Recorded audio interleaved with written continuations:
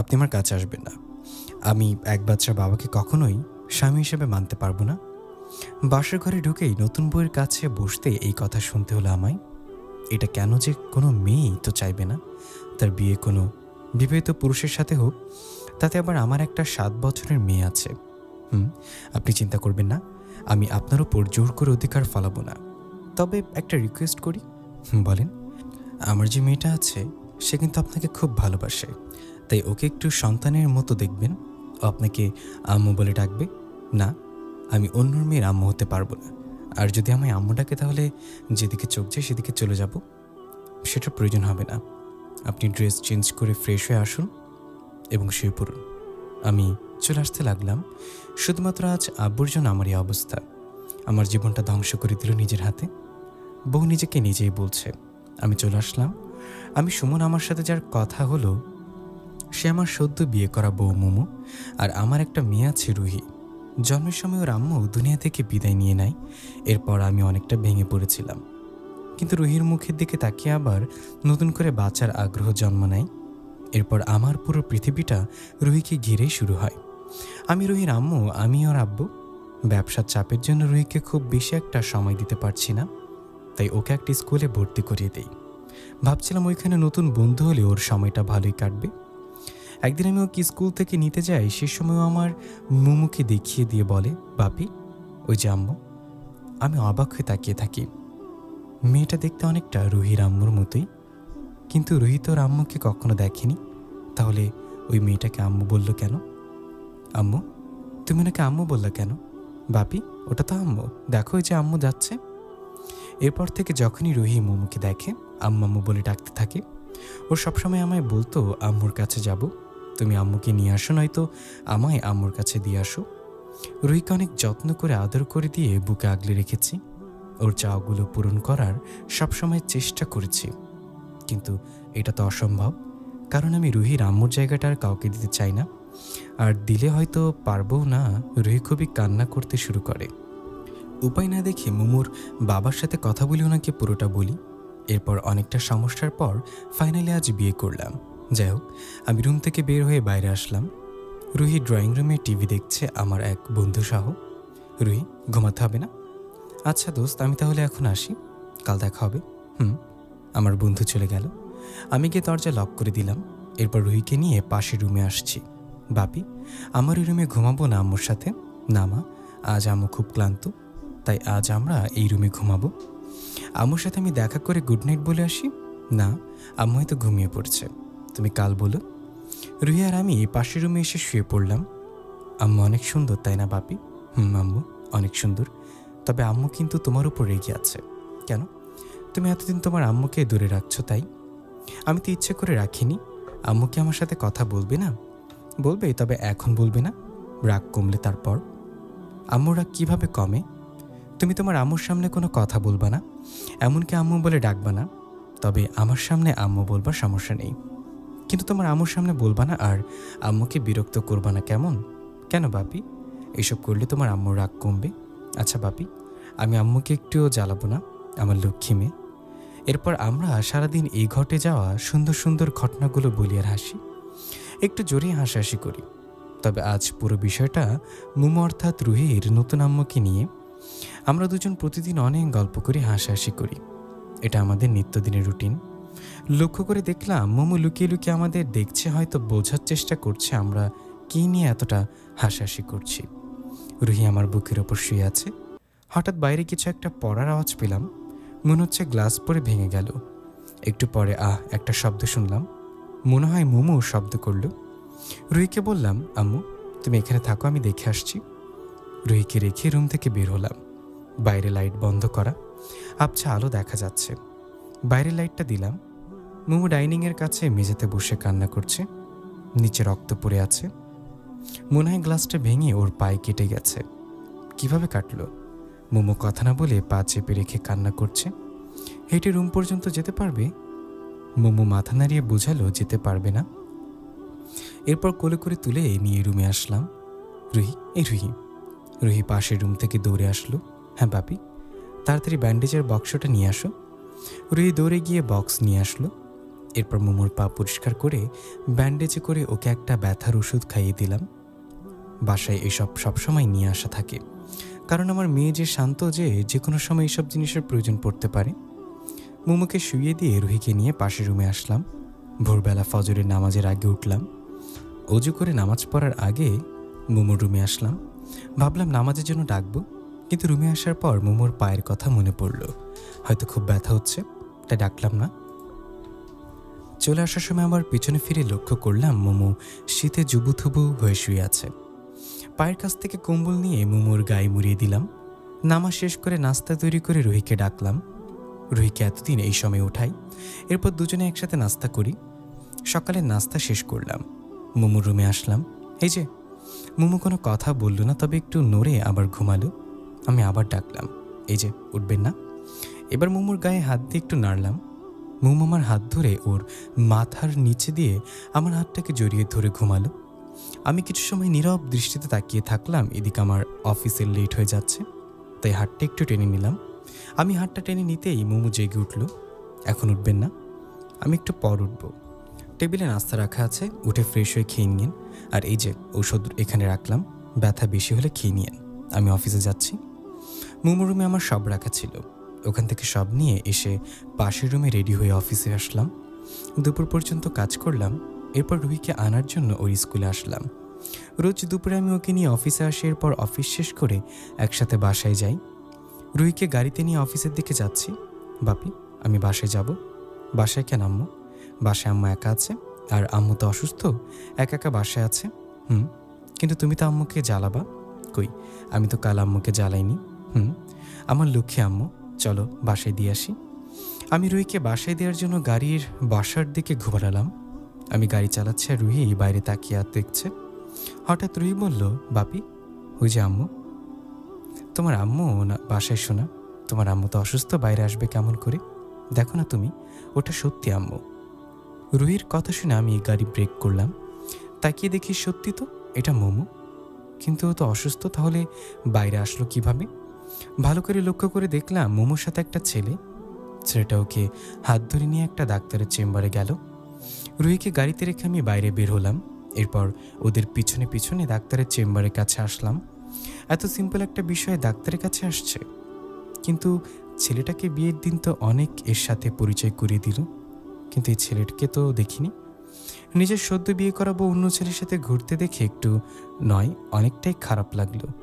আমি যদিও বা ফলো করার জন্য তাদের পিছনে পিছনে আসলাম, কিন্তু একটু পরে কি যেন ভেবে আবার ফিরে আসলাম।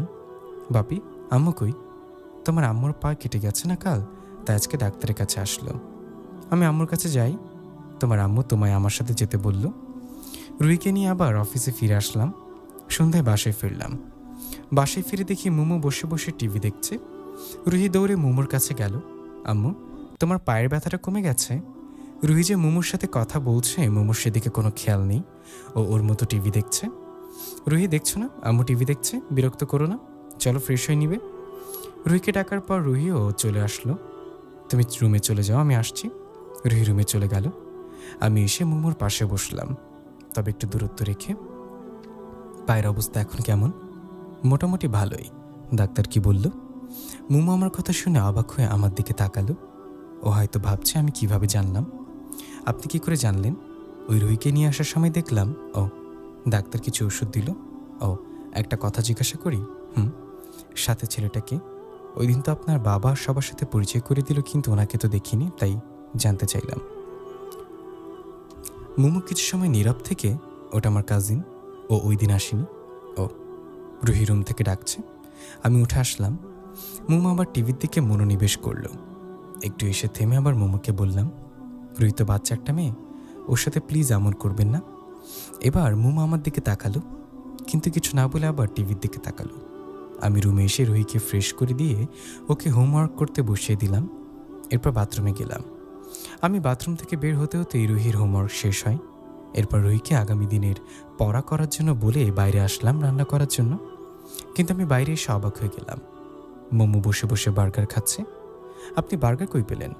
আমার কাজিন এসে দিয়ে গেল। ও আচ্ছা, তাহলে আপনি কি রাতে আর খাবেন না? না, যেহেতু উনি রাতে খাবে না আর বাকি রইলাম আমি আর রুহি। অনেকদিন বাইরে খাওয়া হয় না, আজ বাইরে গিয়ে খেয়ে আসি। আমি রুমে আসলাম। আম্মু, তোমার পড়া হলো? বাপি, আর অল্প একটু আছে, ওটা এসে পড়িও। চলো বাইরে থেকে খেয়ে আসি। সত্যি বাপি, চলো। আম্মু রেডি হয়েছে? খুশিতে মুখটা উজ্জ্বল হয়ে গেছে। তোমার আম্মু যাবে না সোনা? আমার কথা শুনে মুহূর্তে মুখটা আমাবস্যা হয়ে গেল। তাহলে আমিও যাব না কেন? আম্মুকে রেখে আমি একা একা বাইরে খেতে যাব না? বুঝতে পারলাম রুহি মোমোকে ছাড়া কিছুতেই বাইরে যাবে না। মেয়েটা অনেকটা আমার স্বভাবের, সাধারণত জিদ করবে না, কিন্তু একবার যেটা জিদ করেছে সেটা হওয়া চাই চাই। রুহি আবার পড়া শুরু করলো। আমি রুম থেকে বের হলাম, কিন্তু মোমো বাইরে নেই, মনে হয় রুমে গেছে। রুমের দরজার সামনে এসে নক করলাম। আসবো? আসেন। আমি ভেতরে আসলাম।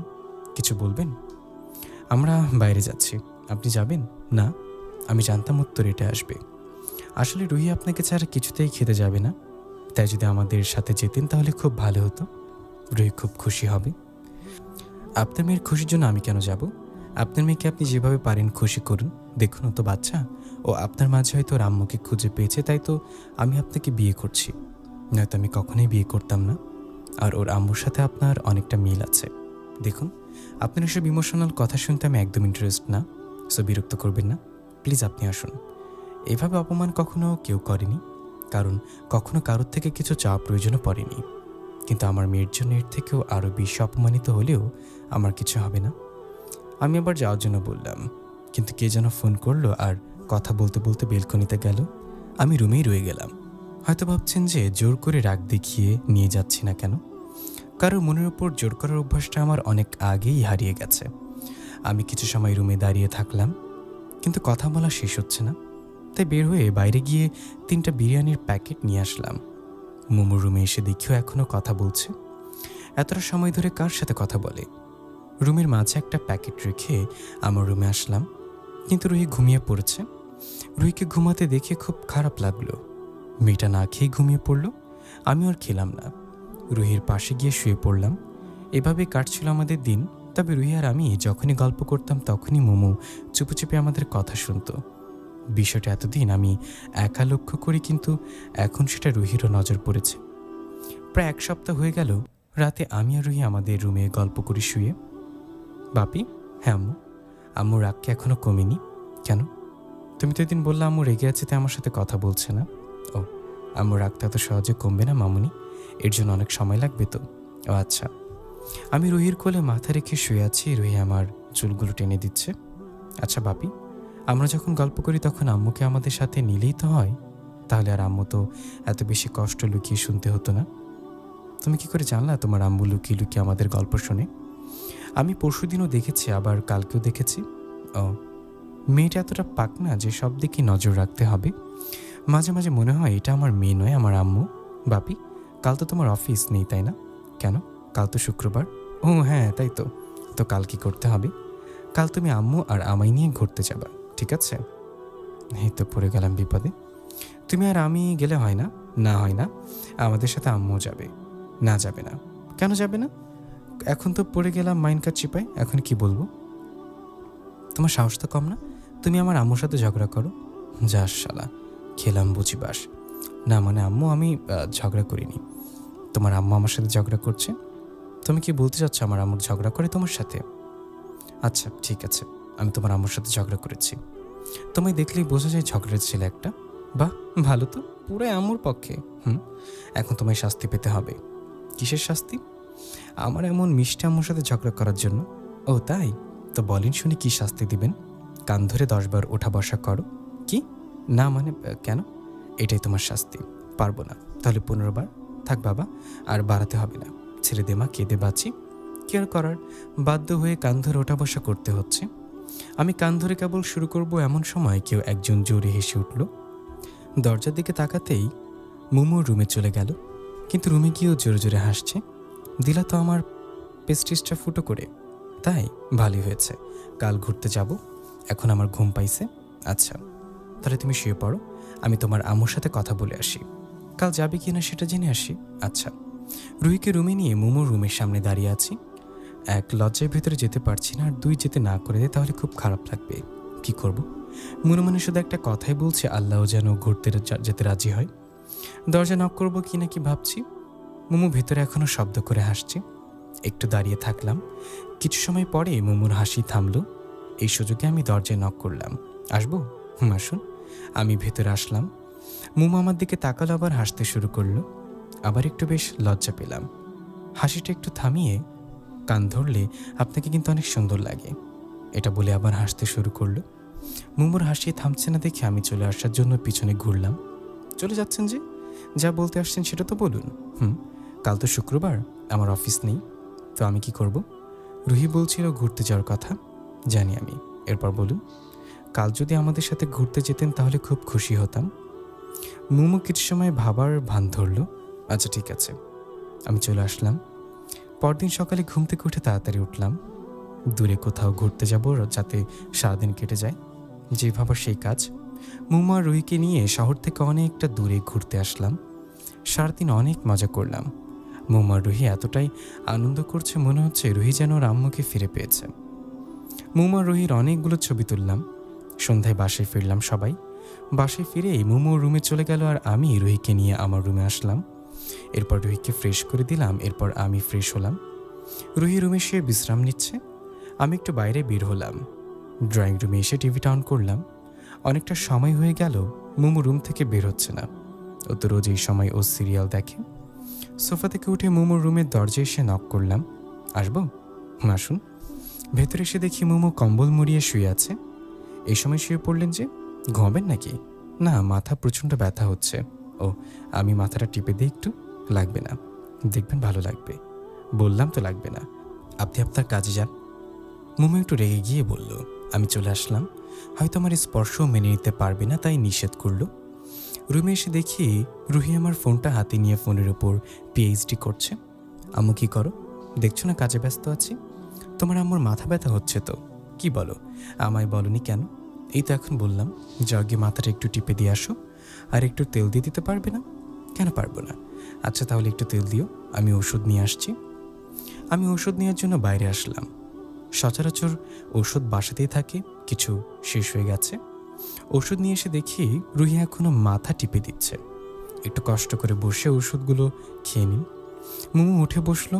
আমি ওর হাতে ওষুধগুলো দিয়ে পানি নিয়ে এসে দিলাম। মোমো ওষুধ খেয়ে আবার শুয়ে পড়ল। রুহি চলো, এখন একটু পর ঠিক হয়ে যাবে, তুমি যাও। আমি এখন এখানে থাকবো আম্মুর সাথে। আম্মুর ডিস্টার্ব হবে, চলো, সমস্যা নেই, থাক আজ। রুহিকে মোমোর কাছে রেখে আমি বাইরে আসলাম। এভাবে প্রায় 3 মাস কেটে গেল। রুহি আর মোমো এখন খুব ভালো বন্ধু। এখন রুহি মোমোকে আম্মু ডাকলে মোমো রাগ করে না। শুধু সমস্যাটা আমার বেলায়, আমার সাথে ঠিকভাবে কথাও বলে না। এতে আমার কোনো দুঃখ নেই, কারণ আমার মেয়েটা তো ওর আম্মুকে পেয়েছে, এতে আমি অনেক খুশি। এখন মোমো রুহিকে স্কুলে নিয়ে যায়, আবার নিয়ে আসে। মোমোই রুহিকে পড়ায়। দুজন চুপি চুপি আমায় রেখে ঘুরতেও যায়। আমার সকল দায়িত্ব যেন মোমো এখন নিজের কাঁধে তুলে নিয়েছে। সময়গুলো খুব সুখেই কাটতে লাগলো আমাদের। কিন্তু সেই সুখের সময়টা বেশি দিন স্থায়ী হলো না। কথায় আছে না, সুখ ক্ষণস্থায়ী। আমাদেরও সুখের আশার আকাশে কালো মেঘ ছায়া নেমে আসলো। এক রাতে রুহি আর আমি আমার রুমে শুয়ে আছি। রুহি ঘুমিয়ে পড়েছে, আমি এখনো ঘুমাইনি। রুহির চুল বুলিয়ে দিচ্ছি। যদিও বা রুহি এখন মোমোর সাথে ঘুমায়, কিন্তু কি যেন মনে করে আজ হঠাৎ আমার সাথে ঘুমিয়ে পড়ল। মাঝরাতে হঠাৎ মোমোর রুমে কিছু একটা জোরে পড়ার শব্দ হলো। তাড়াতাড়ি উঠে মোমোর রুমে নক করলাম, কিন্তু ভেতর থেকে কোনো সাড়া পাচ্ছি না। জোরে দরজা ধাক্কা দিতেই দরজা খুলে গেল। সামনে তাকাতেই দেখি মোমো ফ্যানের সাথে ওড়না বেঁধে আত্মহত্যা করার চেষ্টা করছে। দৌড়ে মোমোর কাছে গেলাম। ওকে নামিয়ে ওর গালে সজোর একটা থাপ্পড় দিলাম। মোমো কান্না করতে করতে মেঝেতে বসে পড়ল। বুঝতে পারলাম অনেক বড় কিছু একটা হয়েছে, তাই রাগারাগি না করে আমি ওর পাশে বসলাম। সব কিছু তো ঠিকঠাক চলছিল, কিন্তু মোমো হঠাৎ সুসাইড করতে গেল কেন, সেটাই তো কিছুতে আমার মাথায় আসছে না।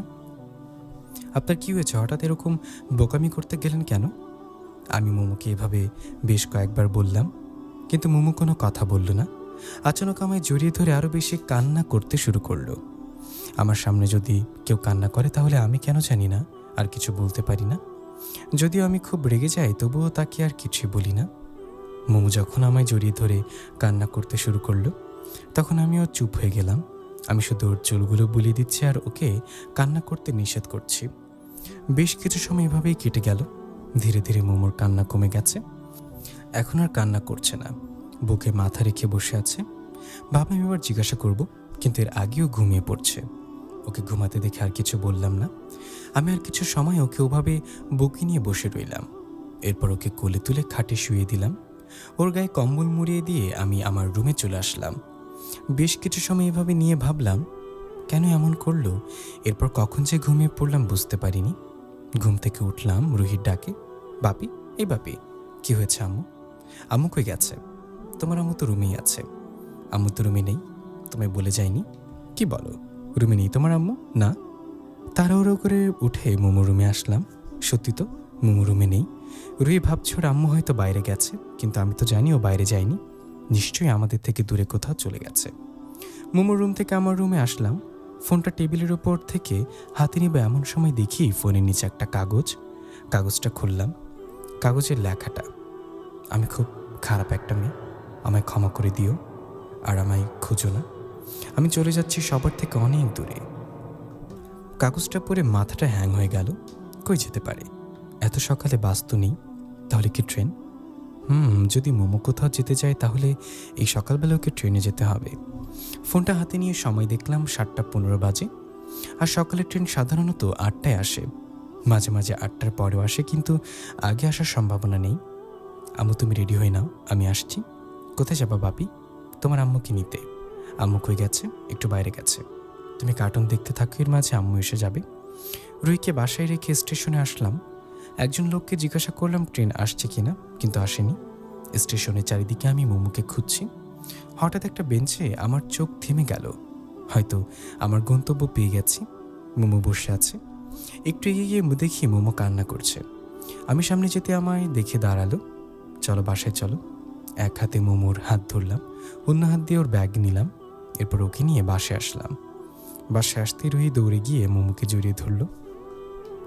আম্মু কই গেছিলা তুমি সকালবেলা? কোথাও যায়নি, তুমি রেডি হয়ে নাও, স্কুলে যেতে হবে। রুহিকে রেডি করে মোমোর সাথে করে নিয়ে স্কুলে রুহিকে রাখতে আসলাম। যদি বাসায় একা রেখে আসে আর যদি আবার সুসাইড করার চেষ্টা করে, এই ভয়ে সাথে নিয়ে আসলাম। রুহিকে স্কুলে রেখে অফিসে ফোন করে বলে দিলাম আমি আজ আসতে পারবো না। রুহির স্কুল থেকে বের হয়ে মোমোকে নিয়ে সোজা বাসায় আসলাম। মোমো গাড়ি থেকে নেমে বাসার ভেতরে গেল। আমি গাড়িটা পার্ক করে বাসায় আসলাম। বাসার ভেতরে এসে দেখি মোমো বসে আছে। সোজা গিয়ে ওর গালে একটা সজোরে থাপ্পড় বসিয়ে দিলাম। মোমো গালে হাত দিয়ে আমার সামনে দাঁড়ালো।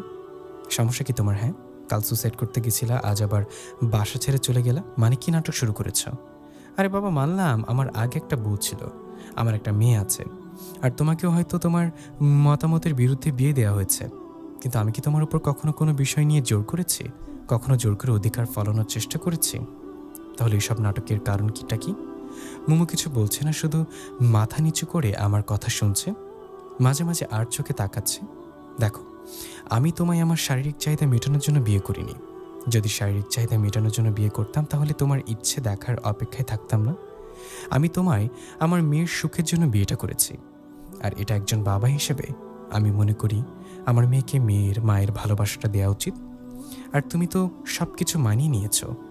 এখন তুমি যদি আমার মেয়েটাকে কাঁদিয়ে চলে যেতে চাও বা সুসাইড করতে চাও, তবে আমি বাধা দিব না। আমি বাইরে যাচ্ছি, তোমায় সুসাইড করা থেকে কেউ আটকাবে না। যে নিজেকে ভালোবাসে না তার বেঁচে থাকার কোনো প্রয়োজন নেই। আমি কথাগুলো বলে বাইরে চলে আসলাম। রাগের মাথায় কি যে বললাম কিছুই বুঝতে পারছিলাম না। সারাটা সময় পাশের একটা পার্কে বসে কাটিয়ে দিলাম। হঠাৎ করে ফোনে তাকিয়ে দেখলাম রুহির স্কুল ছুটির সময় হয়ে গিয়েছে। তাড়াহুড়া করে রুহির স্কুলে আসলাম। আজ আসতে একটু লেট হয়ে গেছে, সব বাচ্চা অলরেডি চলে গেছে।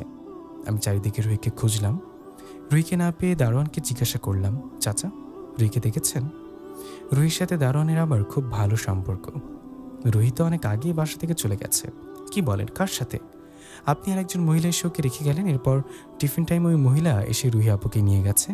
ও আচ্ছা, কি বলে নিয়ে গেছে? বললো উনি নাকি রুহি আপুর আম্মু। রুহি আপু তো সেটাই বললো, তাই আর বাধা করিনি। ও আচ্ছা, তাহলে আমি আসি। রুহির স্কুল থেকে চলে আসলাম। বাসে এসে কলিং বেল বাজাতেই ভেতর থেকে মোমো রুহিকে বলল, আম্মু দেখো তো কি আসছে। রুহি এসে দরজা খুলে দিল। আমি বললাম, কখন আসছে আম্মু? রুহি বলল, টিফিনের আগে আম্মু নিয়ে আসছে। কেন জানো বাপি, আজ আম্মু আর আমি অনেক রান্না করেছি, সব তোমার পছন্দের। ও তাই? আমার আম্মুটা আজ রান্না করেছে বুঝি? হুম, কিন্তু আমি একা রান্না করিনি তো, সাথে আম্মুও ছিল। রুহি আর আমি গল্প করতেছি, তখনই মোমো আসলো। বাইরে থেকে আসলেন, গোসল করে আসেন, খাবার দিচ্ছি। হুম, চলো আম্মু গোসল করিয়ে দিই। রুহিকে বললাম, আমি তো গোসল করছি। আম্মু গোসল করিয়ে দিয়েছে? ও আচ্ছা। আমি রুমে এসে গোসল করে বাইরে আসলাম। আমি আর রুহি খেতে বসলাম। মোমো আমাদের বেড়ে দিচ্ছে। আম্মু, তুমি আমাদের সাথে খাবে, বসো। এখন তো আমি খাবো না আম্মু, তুমি খেয়ে নাও। বসতে বলছে বসো, সকাল থেকে তো কিছু খাওনি। কথাটা একটু রাগি সুরে বললাম। আমি বসতে বলার পর মোমো খেতে বসলো। আমি বুঝতে পারলাম মোমো রুহিকে কি যেন একটা ইশারা করেছে। বাপি রান্না কেমন হয়েছে? ও আচ্ছা, তাহলে এটাই ছিল ইশারার কারণ। আমার আম্মু রান্না করছে, ভালো না হয়ে পারে বলো? খুব সুন্দর হয়েছে। খাওয়া শেষ করে বসে কিছু সময় টিভি দেখলাম। মোমো আর রুহি ফোনে কম্পিটিশন করে গেমস খেলছে। আমি উঠে রুমে এসে শুয়ে পড়লাম। আর আমি যদি দুপুরে একবার ঘুমাই তাহলে মাগরিবের আজানের আগে আর জাগনা পাই না।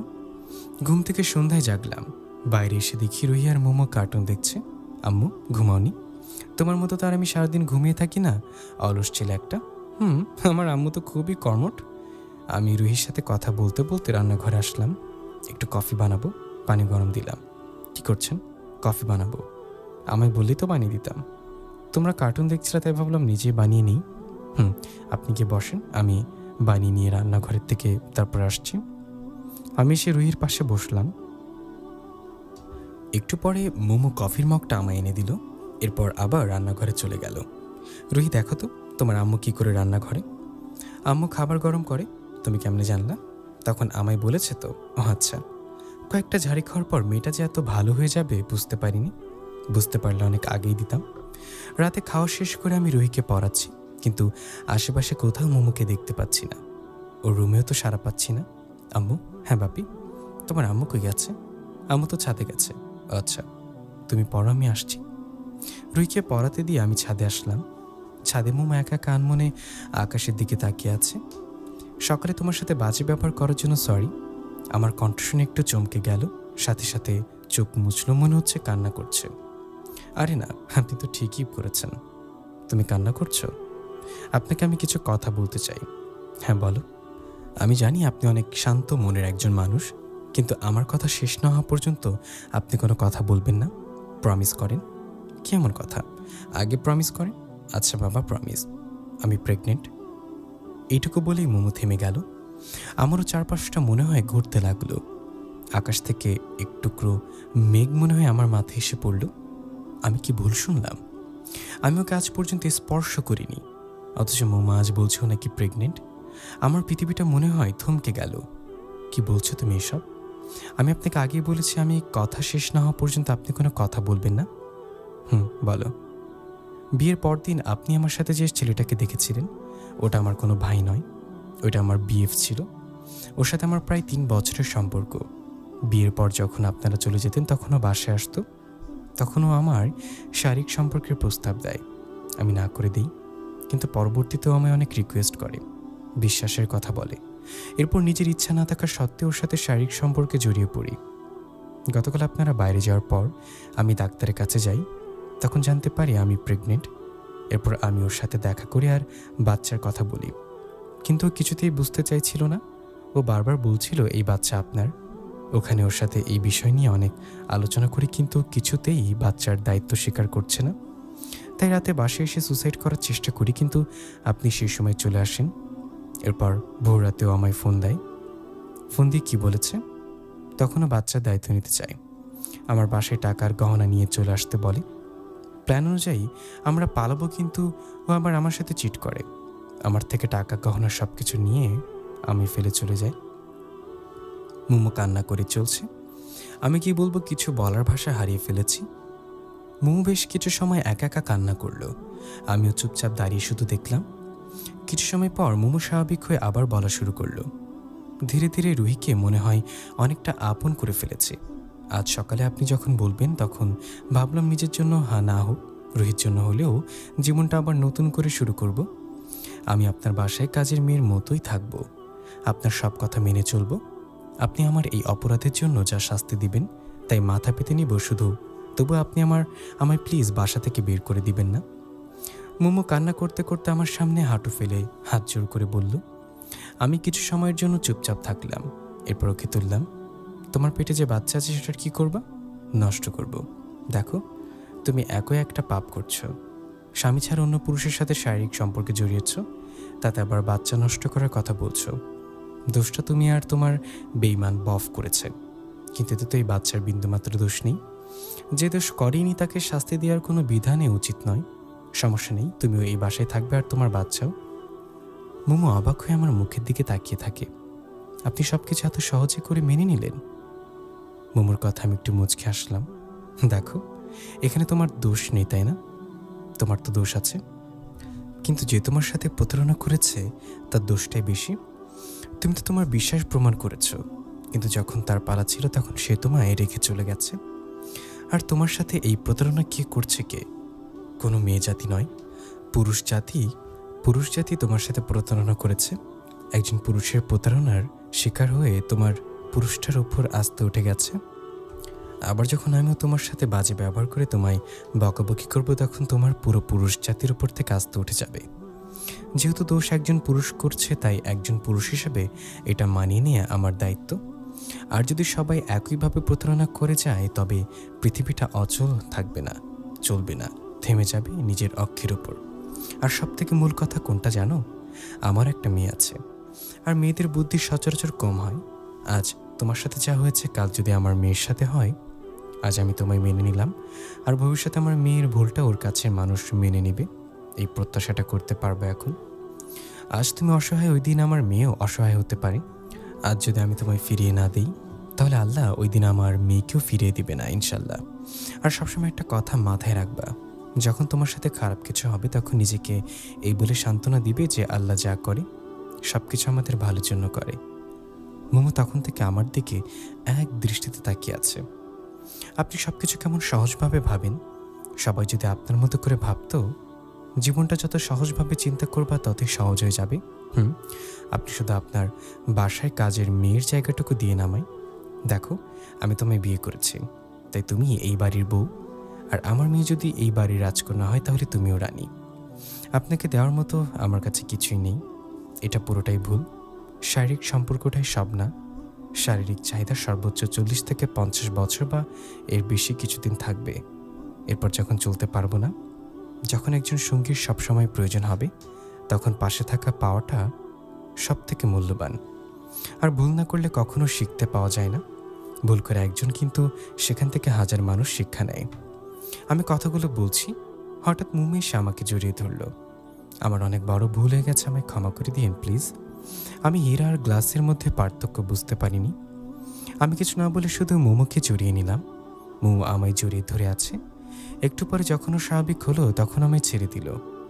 নিচে যাও, রুহি একা আছে, ভয় করবে। মোমো নিচে চলে আসলো। আমি আরও কিছু সময় ছাদে একা একা দাঁড়িয়ে থাকলাম। রাত হয়ে গেছে, মনে হয় রুহি মোমো ঘুমিয়ে পড়েছে। আমি নিচে চলে আসলাম। আমার রুমে এসে দেখি রুহি নেই। তাহলে পাশের রুমে আছে। নক করলাম, আসবো? আসুন। ভেতরে গিয়ে দেখি মোমো আর রুহি গল্প করছে। এখনো ঘুমাওনি কেন? ঘুম পাচ্ছে না? বাবা জানো, বাপি আম্মু খুব সুন্দর করে গল্প জানে। ও তাই? আর তুমি তো কিছু জানো না। বাপি আম্মুর নাকি আইসক্রিম খেতে ইচ্ছে করছে, সাথে আমারও। এত রাতে আইসক্রিম খাওয়ার দরকার নেই, শীত করবে, কিচ্ছু হবে না। তুমি আমায় আইসক্রিম নিয়ে দাও।